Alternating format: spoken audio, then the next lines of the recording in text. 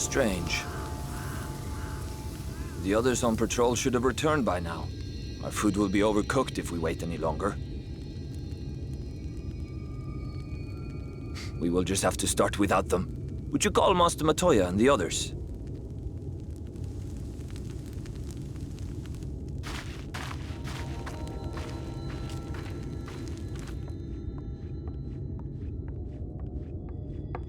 I tire of these games, Urianger. Why do you pretend you cannot see it?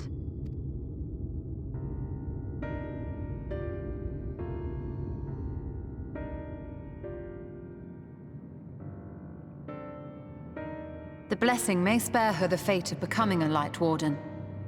But you cannot be blind to the nascent corruption. She is not as she was in the Source.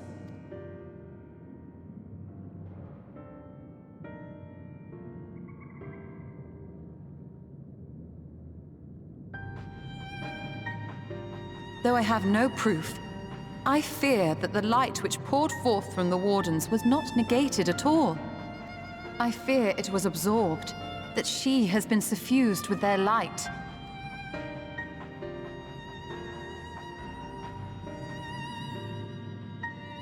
Though I have given thought to this possibility, I dare not speak until more is known.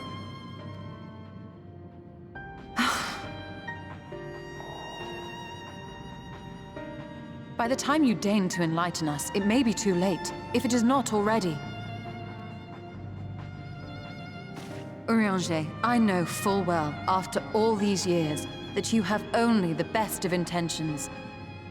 But that does not make it any easier to put my faith in a man so infatuated with secrecy. I have had my suspicions ever since the Exarch bade you speak that day. But now I must ask. The 8th Umbral Calamity and all that followed. Everything you claim to have seen. Did you?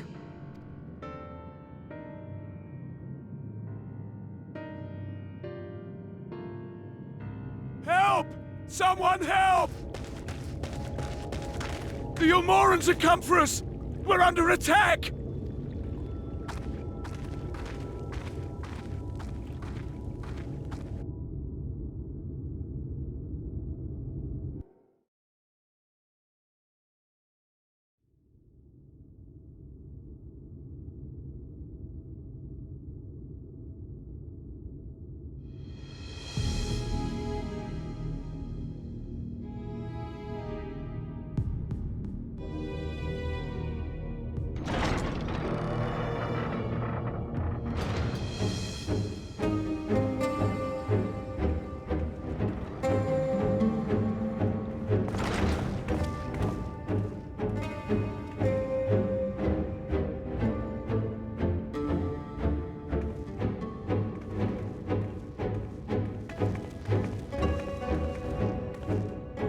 Lord Vorthry, how good it is to see you.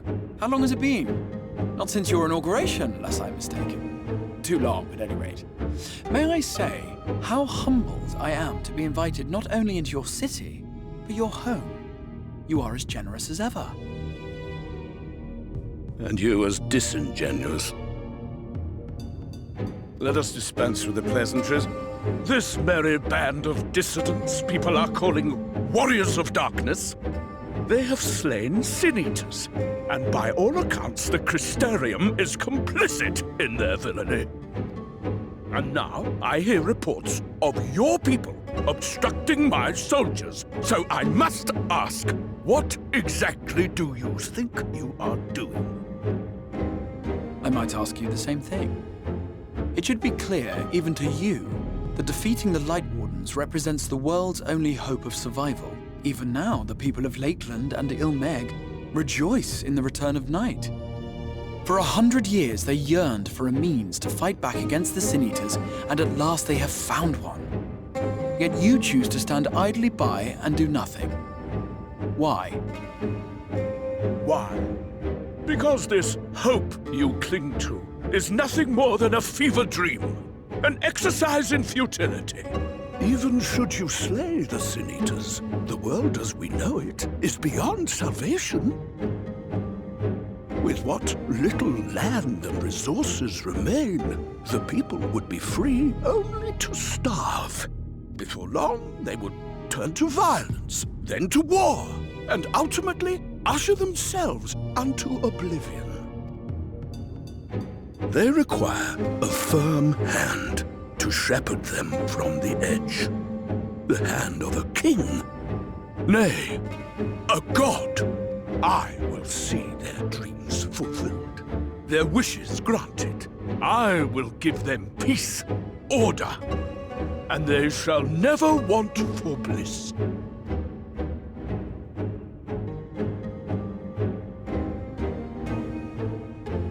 Men are fickle creatures who entertain vague ideals without the faintest notion what they cost. But a little fear can go a long way towards helping them realize what it is they truly need. Sanctuary. And they shall find none in this world save that which I afford them. That is why the Sin Eaters exist. To unite the world under my dominion. A paradise fit to grace the 8th Umbral era. What was that? A minor epiphany, nothing more.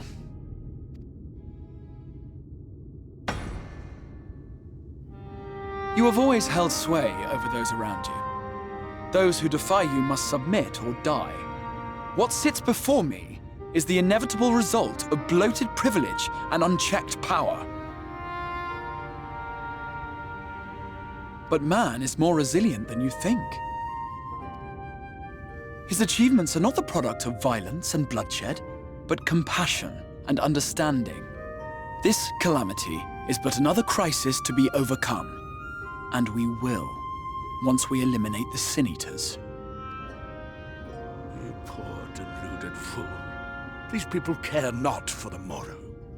They care only for the now, and the contentment they lack. What good is a paradise to them if it is 1,000 years in the making, or even 100? You underestimate them, Lord Forthry. They see further than you think. I have beheld it in the blood and sweat and tears of those who would sacrifice everything for a future they may never know, that their children may never know. I have beheld it in the hopes and dreams of those who came before, which we bequeath to those who come after, that they might in turn build upon the foundations laid by our forebears. These are the bonds which hold man and his world together, not your gilded chains, and I will resist your every effort to shackle him.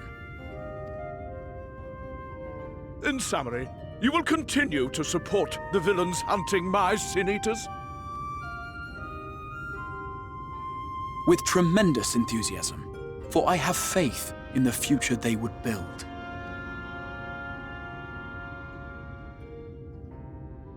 Oh, why do I even bother? Fools, the lot of you! So naive! So painfully predictable!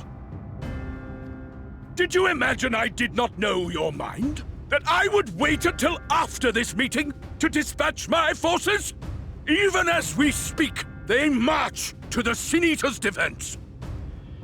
Insurrection will not be tolerated! The people of this world are mine to rule, mine to command. And you are no exception!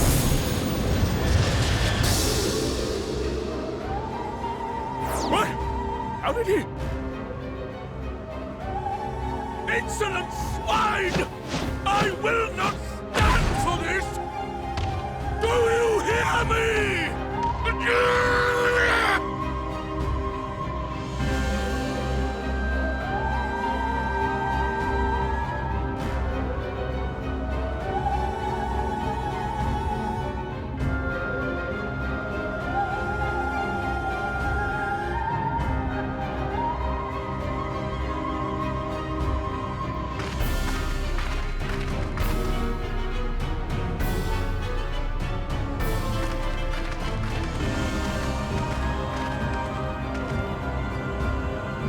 speak for the Knights Blessed? I do. I presume that is your doing.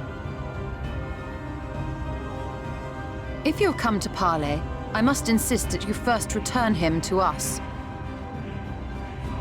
You're in no position to make demands.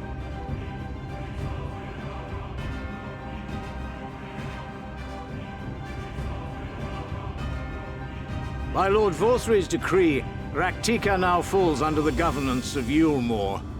You will henceforth answer to us. Is that so? And the children of the Everlasting Dark have acquiesced to this madness? We have reached an accord, yes. Too many times have the Knights Blessed shunned Yulmore's overtures of friendship. The risk that you harbor hostile intentions has grown too great to ignore. Therefore, his lordship has claimed dominion over this forest and bestowed executive authority upon the children of the Everlasting Dark. In his wisdom, Lord Vorthry has agreed to recognize ours as the only permissible expression of dark worship. It's one true faith. You and your false creed are a blight on these woods. A foul, unholy corruption that must be cleansed. Little wonder the Warrior of Darkness visits both Lakeland and Ilmeg, yet shuns Raktika. Your perverted teachings hold blessed Shadow at bay.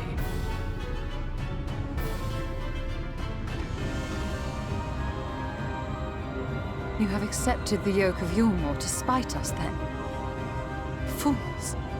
Darkness will never return to these skies while they hold sway. Those of you minded to obey his lordship are to make for Woven Oath with all haste. We will leave you, that you may have time to prepare. Woven Oath? Are you suggesting we abandon our fate to join those zealots? What has your faith afforded you thus far? Nothing! We will guide you along the righteous path. And should we refuse? Anyone found here upon our return will be considered a traitor to Yulmore, and dealt with as such.